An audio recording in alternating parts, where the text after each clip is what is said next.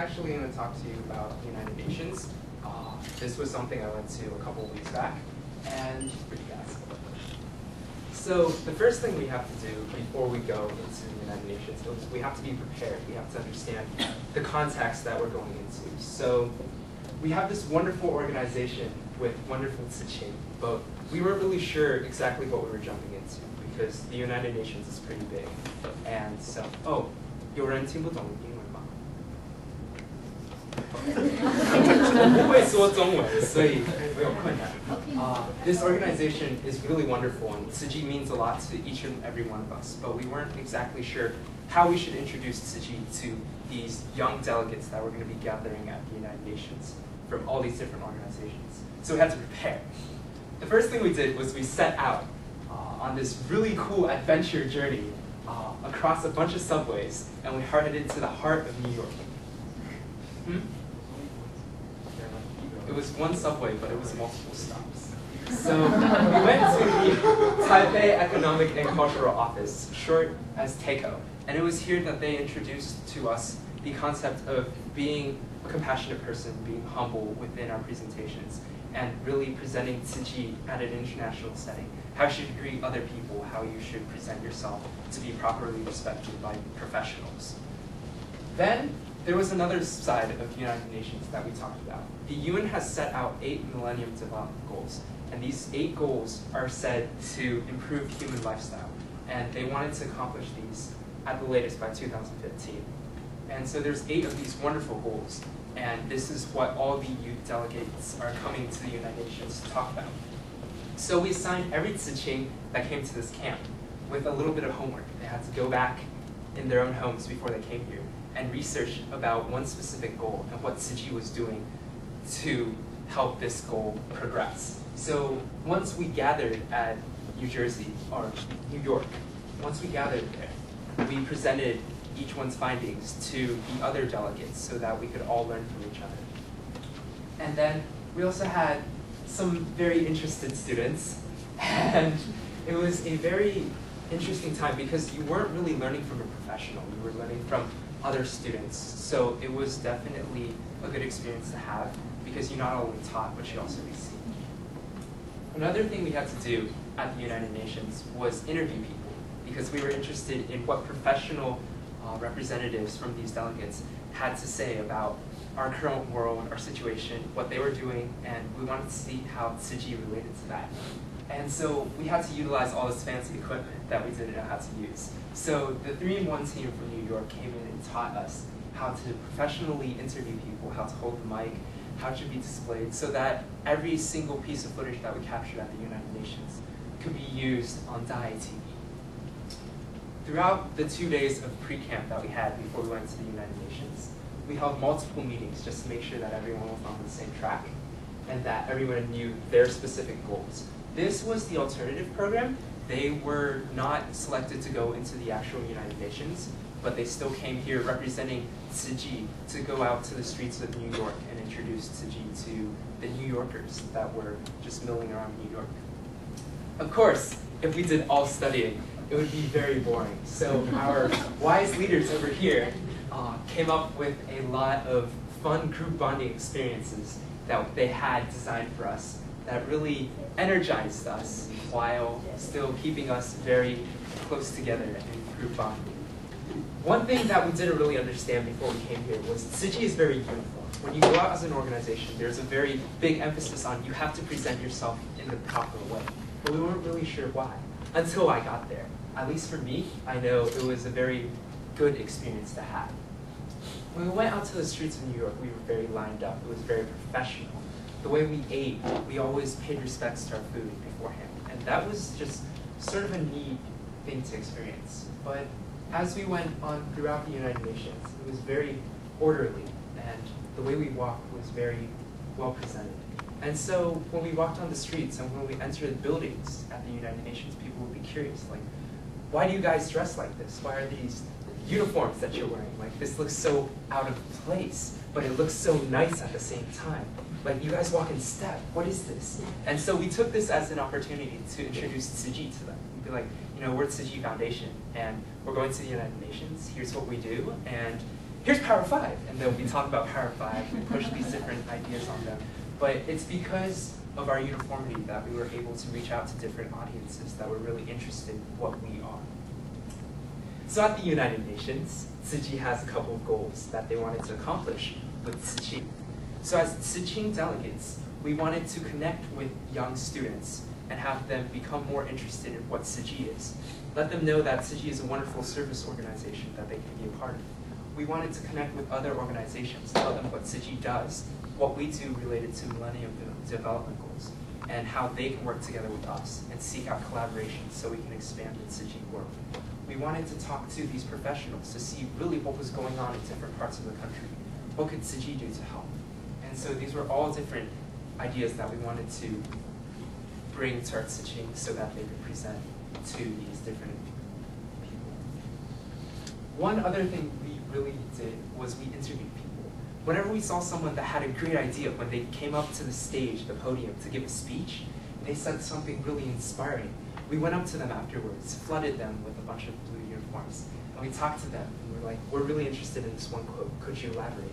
And so we recorded a ton of footage so that we could present it to the ITV later, and that we could see all these different other organizations that have similar goals to Tzu Chi, share that with the world.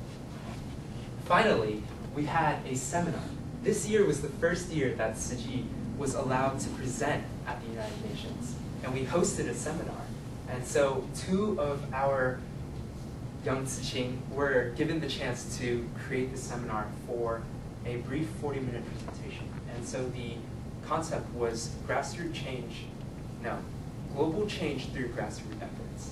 And so we talked about how Master really grouped up 30 housewives, and together they slowly donated their spare grocery money. And it was through that we created this large global organization that is doing so much for our world.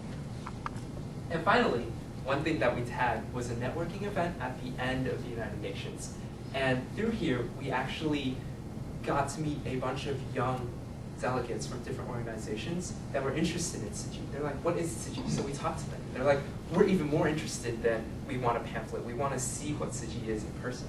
So we had the chance to take them to our Chinatown Service Center and really introduce the family concept. You know, when you come to Tzu Chi, it's very heartwarming and you're very accepted for who you are. And we got to share that with them. And at the end of the night, every single one of them was very inspired by what we did. And they wanted to continue to seek out Tzu Chi after this conference. So after United Nations was officially over every night, at about 6 o'clock, we'd hit the evening schedule. After we finished United Nations, we'd go over to the Chinatown Service Center, where we were greeted by the alternative program. And it was a very good family reunion. We got to share, we got to reflect, we ate dinner together, and then we headed off to our hotels. So now, when you think hotel, you think like retiring for the night and like sleeping. That wasn't the case. Like, these are our 2 leaders, and they were certainly relaxing, but at the same time, there was a lot going on at the hotels. Every night, Siku Sipos would buy our breakfast for us the next day, and they would deliver it at 10:30 at night. And so every night, this huge amount of food would arrive for us, and our Tsisavs were very lovely. They decided to take the task of food delivery. So they would come to this common meeting room, pick up all the food, and go door by door to deliver all these goods to the Tzu Chi, so that when you wake up in the morning, you have a great breakfast. Even though we take off our uniforms, we're not done yet. Like, we have to go over what the United Nations has taught us today. We have to look at the itinerary tomorrow. Who are certain people that we want to really focus on?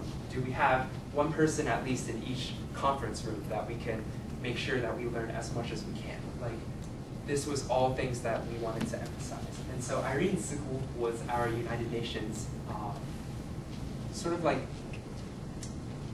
babysitter, in a sense. She babysat us. Supervisor would be a better word.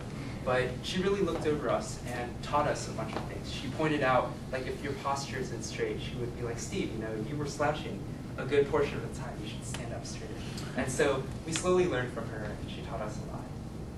Of course, there was fun throughout the evening, but that's besides the slideshow. My part for the United Nations was 3-in-1 reporting. 3-in-1 is a Tzu Chi tradition that we have, and it's video recording, picture taking, and report writing. And it's through this that we can deliver news across the world to different parts of our Tzu Chi branches and really inform them on what we're doing at the United Nations. So this is me, and I did a lot of video camcorder work, but we also did pictures. And the thing with 3-in-1 is you have to stay up very late every night preparing reports. And so my personal experience was this. It was very fulfilling, and it's definitely something that is very worthy, because if you can report it out fast, the news gets out, and you want fresh news. But at the same time, you lack sleep.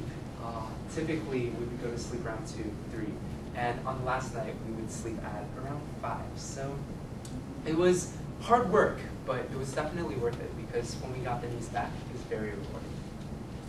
I passed out, and they managed to take a bunch of other pictures of me.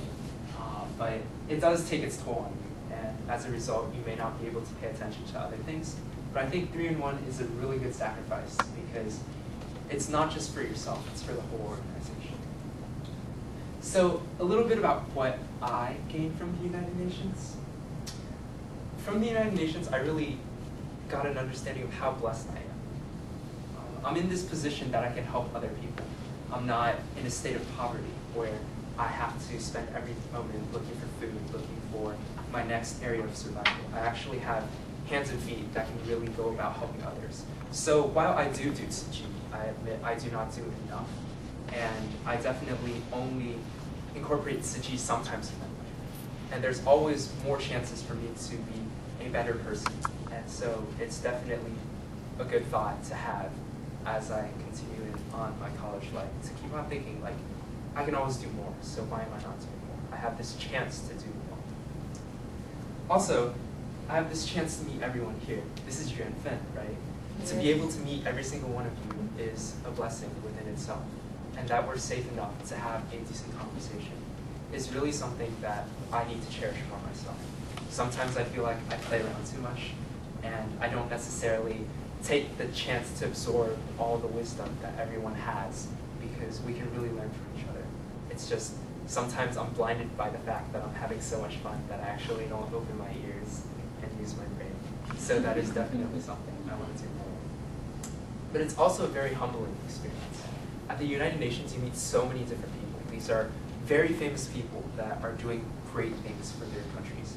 We met Johann Auerbach. I may be completely wrong on his name, but I just know he was a stellar violinist. And he was using his music to inspire those around him, because he says music transcends the art of language. You can reach people's hearts through music. And so I always wondered what I would do with violin when I was little, and I never really found the answer, so I gave up on it. But you meet so many people with vision, and they do things at such a young age. He held benefit concerts when he was 7 years old. Like, I can't imagine what I was doing when I was 7. So everyone has the passion to do something wonderful. I just don't know if I have the motivation to do it. So that's definitely something I want to look into. I have a lot to improve on. The takeaway message is cherish every opportunity you have. If you're here, you might as well use this time well and really take away as much as you can. Because life is really short and you don't know what's going to happen in the future.